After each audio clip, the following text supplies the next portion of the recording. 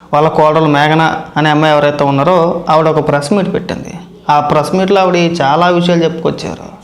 వీళ్ళు చేసిన అరాచకాలు ఒక్కొక్కరు వింటూ ఉంటే మనకి ఒళ్ళు మండిపోతూ ఉంటుంది అన్నమాట. ఒకసారి హిందూ దేవుళ్ళ గురించి జోగి రమేష్ భార్య ఆవిడ ఏం మాట్లాడిందో ఒకసారి మేఘనా గారి మాటల్లో వినిపిస్తాను, ఒకసారి వినండి. మా దేవుళ్ళని ఇప్పుడు నేను వాళ్ళని బతిలాడుకోగా నాకు ఒక థర్డ్ ఫ్లోర్ లో పూజ గది పెట్టారు. దాంట్లో కనీసం నేను అగరబత్తులు వెలిగించి గంట కొట్టాలన్నా కూడా చాలా భయపడేదాన్ని. ఎందుకంటే ఆమె ఆ టైంలో చేసిన నాకు ఆ వ్యాఖ్యల వల్ల ఫస్ట్ నాకు పూజ చేయాలన్నా కూడా దాంట్లో భయమేది. ఎందుకంటే ఆమె ఎట్లాంటి వ్యాఖ్యలు చేసిందంటే, అసలు మీ దేవుళ్ళు కూడా దేవుళ్ళేనా, అసలు ఇద్దరు అంటే నాకు శివుడు అంటే చాలా ఇష్టం అన్నమాట. ఎప్పటి నుంచో చిన్నప్పటి నుంచి నేను అక్కడ కూడా వెళ్ళిన తర్వాత ఆ దేవుడినే పూజించుకున్నాను. ఆ దేవుళ్ళ గురించి కూడా అసలు ఇద్దరు వైఫ్లు ఉంటారు, ఇద్దరు పిల్లలు ఉంటారు, వాళ్ళకు కూడా అన్ని మనుషుల్లాగానే అన్నీ ఉన్నాయి. అసలు వాళ్ళ దేవుళ్ళు ఎట్లయితారమ్మా? ఇప్పుడు నువ్వు పూజ చేసావు, ప్రసాదం పెడితే దేవుడు తినేస్తాడా అని చెప్పి ఇట్లాంటి మాటలు మాట్లాడడం కూడా చాలా తప్పు. ఫస్ట్ థింగ్ ఆమె ఇంకా నువ్వు హిందువు మీ దేవుడు నమ్ముకున్నావు కాబట్టి నీకు ఇట్లా అయిందేమో, మా దాంట్లోకి వచ్చేసేయి. చూసావా ఏమైనా మాట్లాడిందంట వాళ్ళ ఎవరో జోగి రమేష్ భార్య. వాళ్ళ కొడుకు మగతనం లేదని చెప్పేసి ఒప్పుకోవట్లా. మీరు హిందువులు కాబట్టి మీరు ఆ దేవుళ్ళని నమ్ముకున్నారు కాబట్టి నీకు అలా జరిగిందేమో, నువ్వు మా మతంలోకి వస్తే మా మతం మారితే అంటే క్రిస్టియానిటీని నువ్వు తీసుకుంటే కనుక నీ జీవితం బాగుంటుందేమో అని చెప్పేసి మాట్లాడిందంట. అంటే లేని మగతనం మతం మారగానే మగతనం వచ్చేద్దా అలా కాళ్ళ కొడుక్కి? మరి దీనికి ఎవరు సమాధానం చెప్పాలి?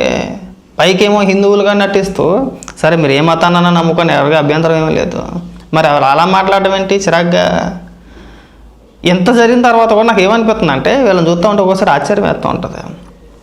రీసెంట్గానే జోగి రమేష్ భార్య, జోగి రమేష్ కొడుకు వీళ్ళ ముగ్గురు కనకదుర్గమ్మ తల్లి గుడికి వెళ్ళి ఆ దుర్గమ్మ సాక్షిగా ప్రమాణం చేశారు. అసలు ఎలా చేశారు? మా దేవుళ్ళ పైన నమ్మకం లేని మీరు మా దేవుడి సాక్షిగా మీరు ఎలా ప్రమాణం చేశారు అనేది ఇక్కడ క్వశ్చన్. దానికి సమాధానం చెప్పండి. ఎవరిని మోసం చేద్దాం అనుకుంటున్నారు? ఎందుకు కించపరచాలి? ఎందుకు దూషించాలి అలాగా? ఎవరి ఇష్టం వాళ్ళదండి. కొంతమంది యేసుప్రభుని నమ్ముకుంటారు, తప్పులేదు అది. కొంతమంది హిందూ మతాన్ని నమ్ముకుంటారు, అది తప్పు కాదు. ఎవరి మతాలు వాళ్ళ ఇష్టం, ఎవరి దేవుళ్ళు వాళ్ళ ఇష్టం, ఎవరి అభిప్రాయాలు వాళ్ళ ఇష్టం, మనం గౌరవించాల్సిందే. అంటే ఇది విచిత్రం చూడండి. నువ్వు ఆ దేవుళ్ళు నమ్ముకున్నావు కాబట్టి నీ జీవితం ఎలా అయిపోయిందంటే మా అబ్బాయి పని చేయట్లేదు కారణం ఏంటంటే హిందూ మతమా? మీ అబ్బాయి తేడాగాడైనా సరే దానికి కూడా కారణం ఏంటి చెప్పుకుంటే సిగ్గుచేటు కూడాను. ఇంకొన్ని మాటలు మాట్లాడారు, వినిపిస్తామనండి.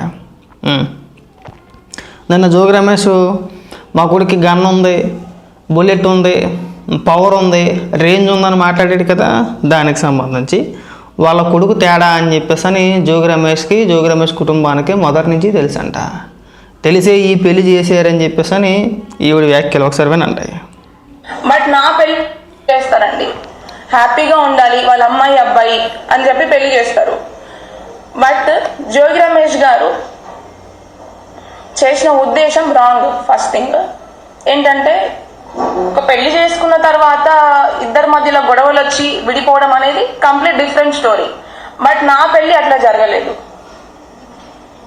ఖచ్చితంగా ఈ పెళ్లి ఉండదు,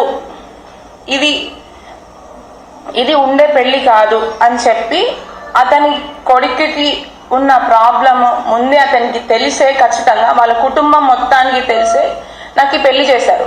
ఖచ్చితంగా అది నేను 100కి 100% చెప్పగలను. పెళ్ళికి ముందు ఇలా తెలిసి ఒక అమ్మాయి గొంతుని కోయడం అనేది చాలా పెద్ద నేరము. ఇట్లా ఇప్పుడు తనకు కూడా ఒక కూతురు ఉంది, తనకు కూడా ఖచ్చితంగా కూతురు ఉంది. తన కూతురు కూడా ఇట్లా జరిగితే ఏం చేస్తారు? ఇప్పుడు ప్రజలందరికీ సహాయం చేసే ఒక వ్యక్తి పబ్లిక్ పర్సన్ విన్నారు కదా. ఇది పెళ్ళికి ముందే వాళ్ళ కుటుంబ సభ్యులందరికీ తెలుసు. జోగి రాజీవ్ దగ్గర మ్యాటర్ లేదు, కొద్ది తేడా సరే, అది దాన్ని తప్పు కూడా పట్టలేం మనం. అదేమి మనోడేమి కావాలని చేసింది కూడా అని చెప్పలేం మనం. పుట్టుకతో అలా వచ్చింది, ఎవడ మాత్రం ఏం చేస్తాడు దానికి. కానీ పెళ్లి చేసే ముందు చెప్పాలి కదా, చెయ్యకూడదు. అలాంటి లక్షణాలు మనకు కనబడినప్పుడు, కొడుకు తేడా అని చెప్పి తెలిసినప్పుడు మనం పెళ్లి చేయకూడదు. పెళ్లి చేసి ఆ అమ్మాయి గొంతు కోసారు కదా, ఇక్కడ అందరూ మాట్లాడేది అదే కదా. చాలామంది ఏమంటున్నారంటే జోగి రమేష్ కుటుంబ వ్యవహారం మనకెందుకు అని మాట్లాడతారు. వాళ్ళ కుటుంబ వ్యవహారం అనవసరం. కానీ ఇక్కడ ఏం చేశారంటే డబ్బుల కోసం ఈ అమ్మాయిని వేధించడం, వాళ్ళ తల్లిదండ్రులను వేధించడం, పెళ్ళికి ముందు తెలిసినా సరే తెలియనట్టుగా నటించి ఈ అమ్మాయికి ఇచ్చి పెళ్లి చేయడం.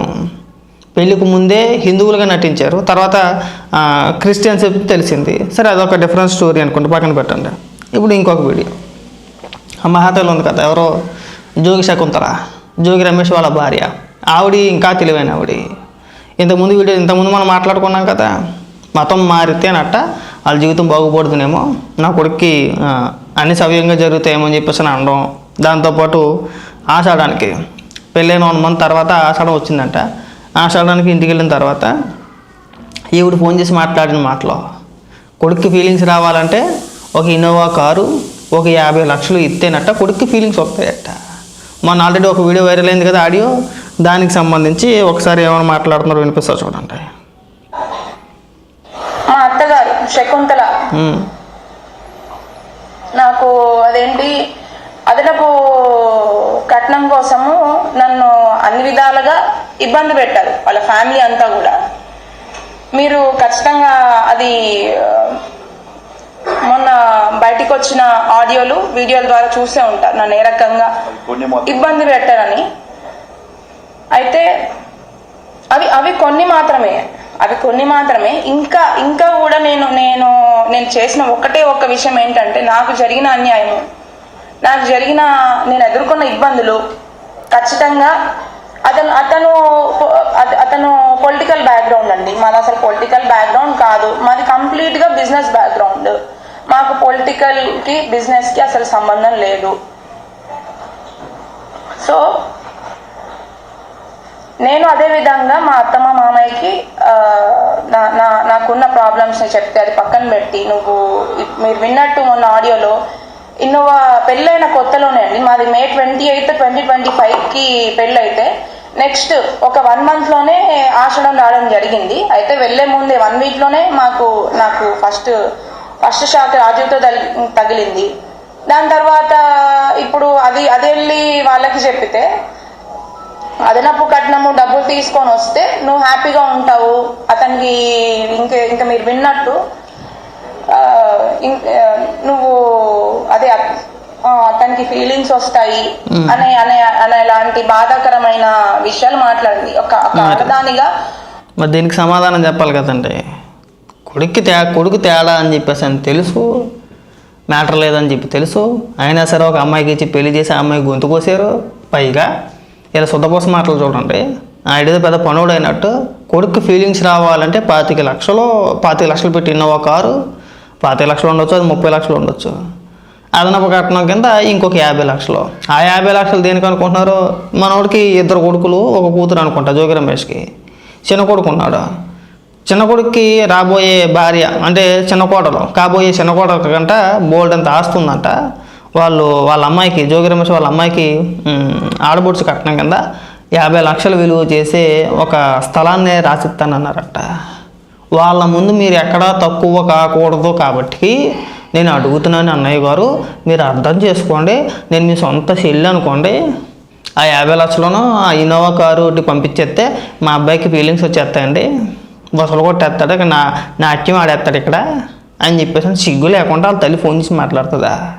మరి దీన్ని ప్రశ్నించుకుంటా ఎలా ఉంటారండి? అడగాల వద్దా? పోనీ నిన్న జోగి రమేష్ ఏమన్నా మామూలుగా ఏ రాజకీయాలకి సంబంధం లేని వ్యక్తి అయితే మీడియాలో అంత హైప్ ఉండదు. మాజీ మంత్రి, పైగా అందులోనూ కూడా బూతులు మాట్లాడడంలో మనోడు మంచి దిట్ట, మామూలుగా కాదు. మాట్లాడతారు, ఖచ్చితంగా మాట్లాడతారు. మాట్లాడుకుంటే ఎలా ఉంటారు? సరే జోగి రమేష్ సంగతి పక్కన పెట్టండి. ఆ అమ్మాయి జీవితం అన్యాయం చేశారు కదా, దాని గురించే కదా మేము మాట్లాడేది. ఆ అమ్మాయికి న్యాయం చేయండి. సరే పెళ్ళి అయ్యింది, పరువు పోయింది, డబ్బులు ఖర్చు పెట్టుకున్నారు, అన్నీ చేశారు. వీళ్ళకంటే ఎక్కువ అమ్మాయి ఎక్కువ నష్టపోయింది. అది మన చూస్తుంటే అర్థమైపోతుంది మనకి. వాళ్ళు అన్ని రకాలుగా ఇబ్బంది పడ్డారు, నష్టపోయారు. ఆ కుటుంబానికి ఎంతో కొంత న్యాయం చేసే ప్రయత్నం చేయండి.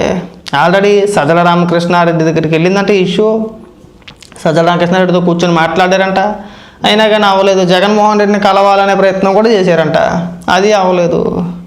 అన్ని ప్రయత్నాలు చేసిన తర్వాతనే ఆ వీడియోలు ఆడియోలు అన్నీ బయటకు వచ్చినాయి. నిన్న జోగి రమేష్ ప్రెస్ మీట్లో ఒక వీడియో వేసి చూపించేశాడు, తెలుగుదేశం పార్టీ ఆఫీస్కి వెళ్ళొస్తున్నారండి వీళ్ళు అని చెప్పేసి అని. అంతకంటే ముందు నీ ఇంట్లో సజ్జల రామకృష్ణారెడ్డితో కూర్చోబెట్టి మాట్లాడించావు కదా, మరి దాని గురించి ఎందుకు చెప్పలేదు? కాబట్టి ఏంటంటే వీలైనంత త్వరగా ఆ మహిళకి, ఆ అమ్మాయికి, ఆ మేఘనాకి ఏం న్యాయం చేస్తారో న్యాయం చేయండి అంతే.